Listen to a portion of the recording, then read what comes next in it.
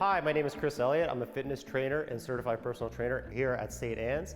Today we're going to be going over HIIT, or high intensity interval training. That is where you work at a high intensity level for about 10 to 15 seconds with a short recovery period of about 30 to 45 seconds. An example of that would be you would sprint or jog at a high level for about 15 seconds, then you'd walk and recover for that 45 seconds before continuing on with a 15-second sprint and then a 45-second walk. What we're going to do today is a quick little circuit to show you what you can do at home with some of the equipment you have available for yourself. It's going to be fairly simple. The only piece of equipment that you would need is some sort of timer. The way I like to do it is I like to use a bit of a clock or a stopwatch or even the phone with the little timer setting on my phone that gives me the little countdown. Every top of the minute we just work for 15 seconds, and then just for the rest of that minute we sit and recover before we move on to the next movement. We're going to do 3 movements today.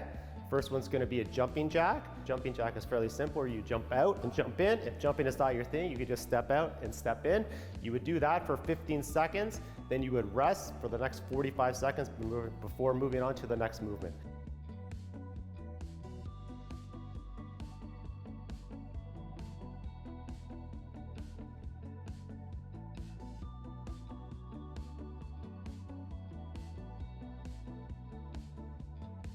The next movement we're going to be doing is a squat to a chair or a couch.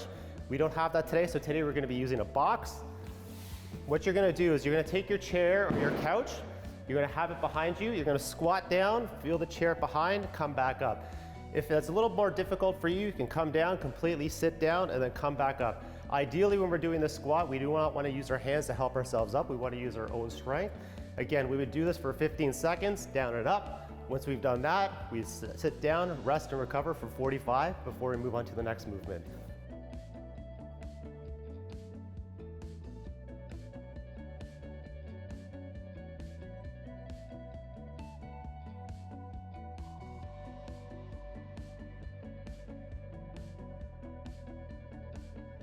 The next movement would be a step up. So you would have a stair or a little low box in your house.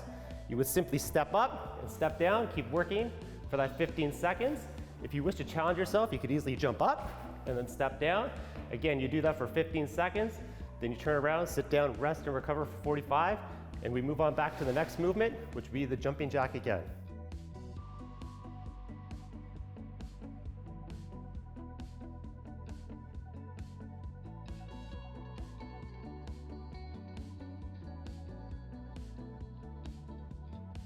You would do this 4 times through, working for 15 seconds, and then rest, recover for 45.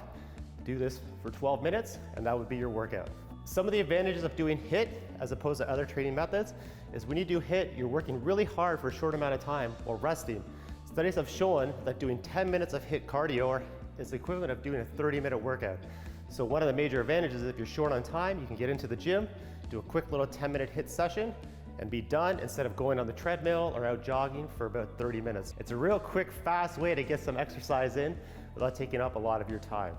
One of the other advantages of doing HIIT is studies have shown that once you've done your HIIT cardio, you tend to increase your metabolism. So as you're sitting around, going throughout your day, you're still burning extra calories, giving you that extra little bit of afterburn. So you're doing a little bit more work without that long period of time.